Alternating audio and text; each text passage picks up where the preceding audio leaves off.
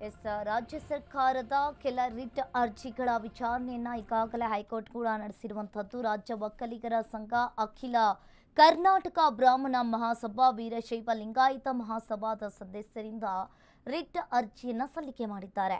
ಹಲವು ವ್ಯಕ್ತಿಗಳಿಂದಲೂ ಕೂಡ ಪ್ರತ್ಯೇಕವಾಗಿ ರಿಟ್ ಅರ್ಜಿ ಸಲ್ಲಿಕೆಯಾಗಿದೆ. ಹುಬ್ಬಳ್ಳಿಯಲ್ಲಿ ವೀರಶೈವ ಲಿಂಗಾಯತ ಏಕತಾ ಸಮಾವೇಶ. ಹುಬ್ಬಳ್ಳಿಯ ನೆಹರು ಮೈದಾನದಲ್ಲಿ ಈ ಸಮಾವೇಶ ನಡೀತಾ ಇದೆ.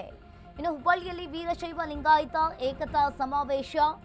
ಇನ್ನು ಹುಬ್ಬಳ್ಳಿಯ ನೆಹರು ಮೈದಾನದಲ್ಲಿ ಈ ಸಮಾವೇಶ ನಡೀತಾ ಇರುವಂತದ್ದು. ಸರ್ವೆಯಲ್ಲಿ ಜಾತಿ ಕಾಲಂನಲ್ಲಿ ಏನೆಂದು ಬರೆಯಬೇಕೆಂಬ ಗೊಂದಲಗಳು ಕೂಡ ಇಲ್ಲಿ ಏರ್ಪಟ್ಟಿದೆ. ಇಂದಿನ ಸಮಾವೇಶದ ಬಳಿಕ ಗೊಂದಲ ನಿವಾರಣೆಯಾಗುವ ಸಾಧ್ಯತೆ ಇದೆ.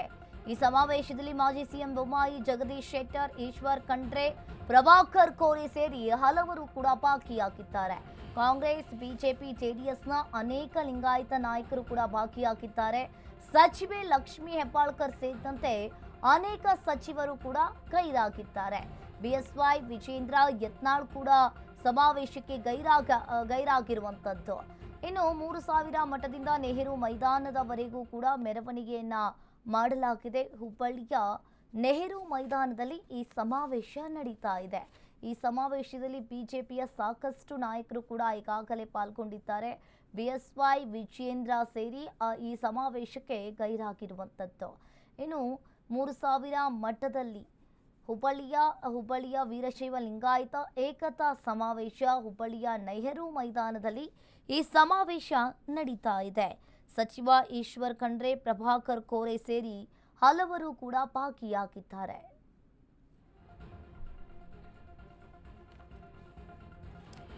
ಇನ್ನು ಹುಬ್ಬಳ್ಳಿಯಲ್ಲಿ ವೀರಶೈವ ಲಿಂಗಾಯತ ಏಕತಾ ಸಮಾವೇಶ ಅಂತಾನೆ ಹೇಳ್ಬೋದು. ಹುಬ್ಬಳ್ಳಿಯ ನೆಹರು ಮೈದಾನದಲ್ಲಿ ಈ ಸಮಾವೇಶ ಆಗ್ತಾ ಇದೆ.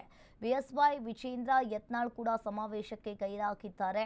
ಇನ್ನು 3000 ಮಠದಿಂದ ನೆಹರು ಮೈದಾನದವರೆಗೂ ಕೂಡ ಮೆರವಣಿಗೆ ಆಗ್ತಾ ಇದೆ. ಹುಬ್ಬಳ್ಳಿಯಲ್ಲಿ ವೀರಶೈವ ಲಿಂಗಾಯತ ಏಕತಾ ಸಮಾವೇಶ ಅಂತಾನೆ ಹೇಳ್ಬೋದು.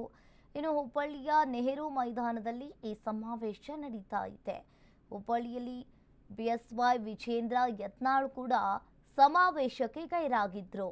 3000 ಮಠದಿಂದ ನೆಹರು ಮೈದಾನದವರೆಗೆ ಮೆರವಣಿಗೆ ಆಗ್ತಾ ಇದೆ.